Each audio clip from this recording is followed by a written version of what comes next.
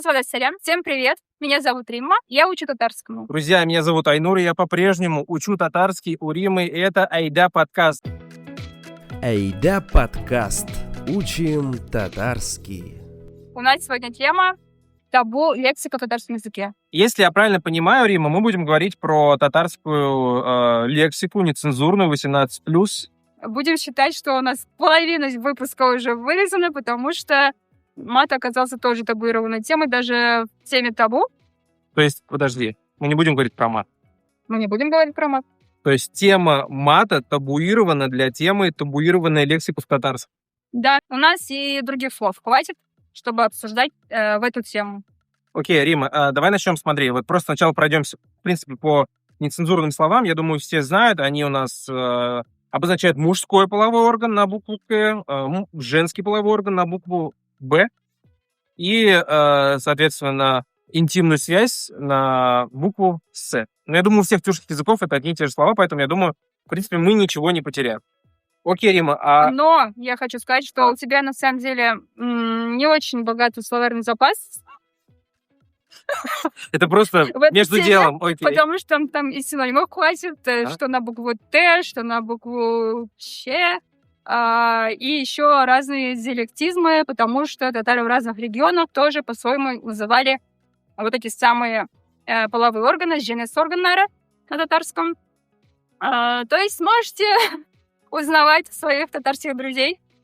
Вот это вот богатый слой лексики. А мы продолжим. Я вспомнил, что есть еще одно слово нецензурное, это слово на букву Б, но оно будто бы из русского взято, и просто там вместо говорят. Вместо я, точнее, говорят. Окей, Рима, а какие тогда вообще, в принципе, есть темы, которые табуированы у татар? Вот татары на эту тему не разговаривают. Например, на Западе часто не говорят на тему политики, религии. Что у татар темы вот табу? У нас, я бы сказала, табуированная тема — это, во-первых, физиология. То есть сходить в туалет, сходить, не знаю, как еще говорят по-русски. У нас в татарском языке тоже очень много эвфемизмов, чтобы обозначить, что, например, человек или сам хочет найти, например, помещение, или объясняет вот эту вот физиологическую потребность. Например, у нас говорят «каше юмаш», то есть «каше» — это малая нужда, а человек еще про себя может сказать, например, «касталдам». «Касталдам». Асторгает его уговаривать, угощать, а «касталдам» — это уговорился. Есть еще выражение «ташхачеву». Ну, это если туалет на улице. Имеется в виду, что туалет, когда был на улице, это уже, даже если уже туалет у нас оборудован в квартире, говорят «ташхачева». Очень смешно слышать, когда турки говорят «дычарда», то есть снаружи. То есть они не говорят на улице, не дома, на улице. Они говорят «дычарда», «дычара чакаему», это «ташхачева». Это прям звучит как наш глагол. Тыщарга. Да. Это уже можно говорить, потому что это уже просто физиология, да? У нас есть слова тыщарга, это сходить по большому, сиерга, это, соответственно, по маленькому. Да. Я думаю, что у нас еще есть разрешенные именно слова тескут. Это можно же говорить? Наверное. Или это все-таки не настолько табуированное, но табуированное в литературе? Иногда даже в книгах встречается, потому что очень много очень грубых матерных выражений, которые заменило слово кут, типа кутынгайрат, кутынгнакос. Ну да, кстати, да. Кутынгнакос — это как бы замолчи, да, или сиди тихо. Да, я еще слышала такое выражение, как «питыма колдасымой». Кла — это струна, волосок. То есть так много дел, ничего не успеваю. «Питыма колдасымой». Или когда говорят «кутынгнак буратаман», когда хотят сказать, типа, так ему и надо. Заслужил. Окей, вот физиология мы обсудили. Еще какие есть темы у татар табуированные для общения? Здоровье. Здоровье. Особенно психическое здоровье. То есть у нас до сих пор не принято открыто разговаривать про какие-то психические отклонения, про ментальное здоровье. Например, нельзя говорить, что человек, например, имеет какие-то психические расстройства, и его, например, определили в какой-то диспансер. У нас это, например, называлось сарайор. Сарайор, желтый дом. Желтый дом. Оскорбительных слов, то, что человек там глупый, безумный, они могут употребляться и к нормальным людям, просто со злости. Но и когда мы говорим прям о больном человеке, мы избегаем вот этих вот прямых определений, мы сразу переходим на скрытый язык. Еще тюрьма. То есть про тюрьму тоже не говорят, что человек сидит в тюрьме. Могут просто сказать «сидит». Утра. Или вот на эти вот больницы, тюрьмы, всех больниц и тюрьмы есть обозначение ТГНД. Там, типа там где-то. Да, то есть мы оба, или там сколько там человек участвует в разговоре, знаем, о чем идет речь, о каком месте, но мы не будем это произносить, мы будем говорить ТГНД. То есть просто есть темы, которые татары не вербализируют. Да, то есть тегеляр — это вот люди, которых мы не хотим называть, неприятные люди. Может быть, во время сталинских репрессий называли так КГБшников. Не говорили же, что... Блин, ну это же один в один в Гарри Поттере тот, кого нельзя называть, по сути. Типа Кара Волга или Шерекуль называли, то есть обозначили какими-то всем известными локациями или выражениями, только не называли по имени.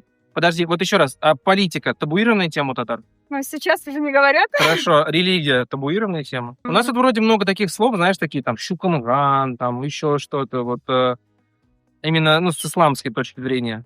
Это даже не эвфемизм, а это, как это называется, дисфемизм, когда вот наоборот употребляют это слово, даже просто для оскорбления человека, хотя тут ни религия, ни этот человек вообще не пересекаются. Шукмулан — это просто к человеку, который, не знаю, плохо себя повел там или предал. Шуханше ругают детей.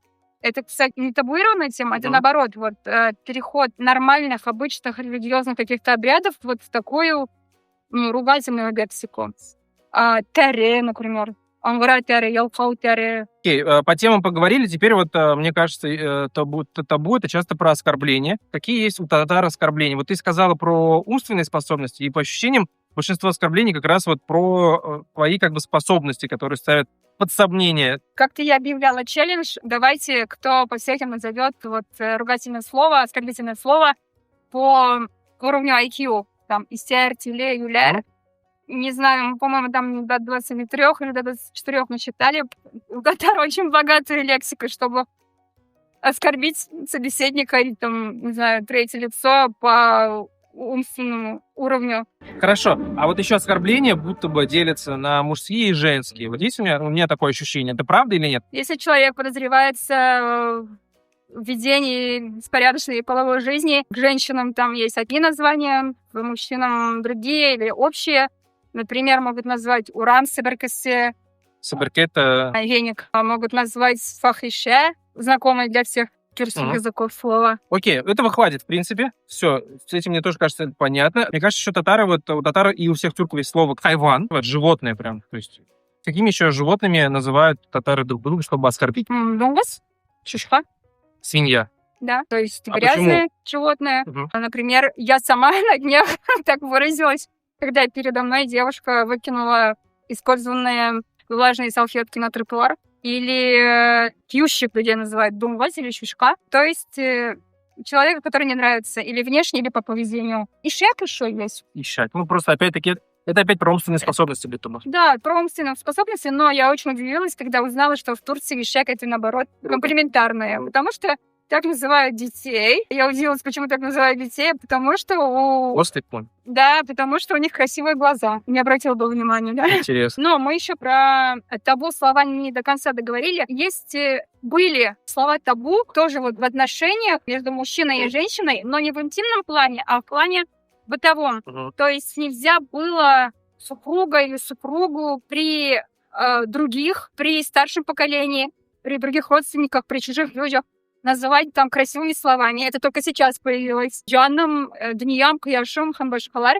А раньше нельзя было даже мужем называть, по имени нельзя было называть. И поэтому даже сейчас остались какие-то выражения типа «сигайкям», то есть жена к мужу обращается «сигайкям».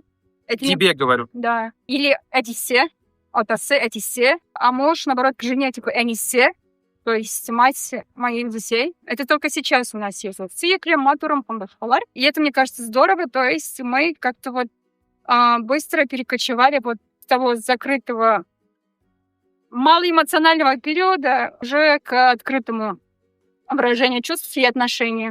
Супер. И в завершение я хотел бы подметить, что мне кажется, что сейчас как раз-таки вот Запрещенная лексика в татарском — это такие слова, как суверенитет, хатыркыны, например, президент даже в некоторых случаях, озатлык, и вот все, что вот такие вот слова. У нас еще очень табуированная тема даже сейчас в обществе — домашнее насилие. У нас есть вот это вот выражение, типа, в русском это не выносить ссоры из избы, а у татар есть, типа, аузунда хон был сада тукырмя, типа, Не плюй, если даже у тебя во рту кровь. Да, и нельзя рассказывать, что у тебя в семье происходит какой-то абьюз, какие-то деструктивные отношения, и даже нет прямого нормального слова, чтобы перевести вот это слово «домашнее насилие», слово «насилие», то есть «кышкулану», прям двойное слово. Это табуированная тема. То есть никто не будет в кругу друзей, подруг рассказывать, что, например, у него в семье не все гладко. Или там один из родителей страдает алкоголизмом, и вся семья страдает. Или он, или она бьет детей и всячески издевается. Это не только у татар, конечно, но если, например, на русском языке об этом сейчас заговорили, пишут в соцсетях, рассказывают, то в татарском этого очень мало. Это очень или закрытые, анонимные какие-то паблики, или уже взрослые дети, которые сейчас начинают рассказывать, что они переживали в семье. Кстати, я вот когда-то узнал, и это было интересно именно учить татарский с этой точки зрения, что есть паблики, да, куда анонимно пишут, там, например, я забыл, по-татарски называется, по-русски, типа, посекретничаем, например. Типа сердяш. Или сердяшик, типа, как-то вот. Да, сердяшик. Такие есть паблики, да, и раньше их активно вели, и вот там, да, то есть там люди, женщины об этом пишут, да, что они как раз там обсуждают интимную тему, обсуждают вот насилие в семье, и то есть, да, вот, и в принципе у татарларда вот это слово «уят», оно такое мощное, и даже я по себе знаю, что очень много тем табуированных, это на самом деле, конечно, то, что мы этот подкаст вот записали, это больше фан, как бы, но если говорить серьезно, тем очень много, можно об этом говорить бесконечно. Можете прикладывать даже в комментариях, какие еще вы заметили табуированные темы в татарском обществе. То есть... И в языке. И в языке тоже, да. Ну, на этом все. Большое спасибо, что посмотрели. Подписывайтесь на наши социальные сети, где можно учить татарский в легком ежедневном формате. Больше материалов на нашем сайте. Сау болыңыз. Сәлемет болыңыз. Эйда подкаст.